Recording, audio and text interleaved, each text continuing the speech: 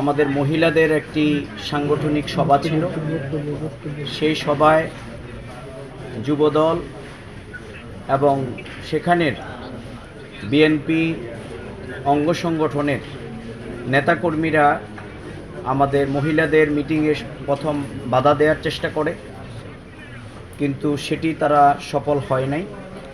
তারা বাহিরে এসে আমাদের ভাইদের সাথে যারা উপস্থিত ছিলেন তাদের সাথে কথা বলেছে, কিন্তু ন্যাক্কারজনক ঘটনা হলো যে আমাদের ভাইদের সাথে যখন আলাপ আলোচনা হচ্ছে, ইন দ্য মিন টাইম নামাজের সময় হয়েছে। আমাদের ভাইয়েরা যখন এই শান্ত পরিস্থিতি মিটিং শেষ, আমাদের দলীয় সভা, আমাদের বোনেরা তারা চলে গেছেন। এরপরেই আমাদের ভাইয়েরা নামাজ থেকে বের হওয়ার সাথে সাথেই অত্যন্ত কাপুরুষিত কায়দায়, ন্যাক্কারজনকভাবে, ঐশ্বরিক কায়দায় তারা আমাদের কয়েকজন ভাইয়ের উপরে হামলা করে এবং দেশীয় অস্ত্র, হকি স্টিক, লাঠি, লোহার রড দিয়ে তারা বেশ কয়েকজন ভাইয়ের মাথা, শরীরের বিভিন্ন জায়গায় থেতলে দেয় এবং একজন ভাইকে প্রকাশ্য দিবালোকে মৃত্যুবরণ করেছে বলেই তারা ফেলে রেখে চলে যায়।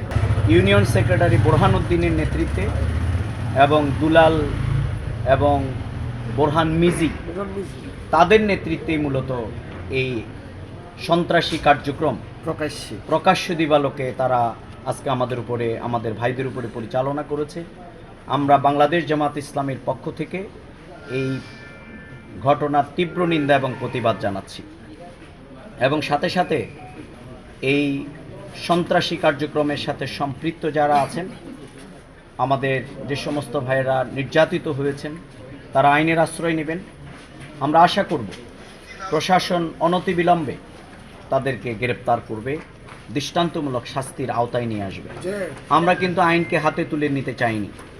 এই জন্য আমরা আইনের প্রতি শ্রদ্ধাশীল হয়েই আমরা চরসাই অঞ্চলে ইচ্ছে করলে আমরা কিন্তু অনেক বড় প্রতিবাদ আমরা সেখানে করতে পারতাম, কিন্তু সেটি আরেকটি ঘটনার জন্ম দেয় কিনা সেই জায়গা থেকে আমরা বিরত থেকেছি।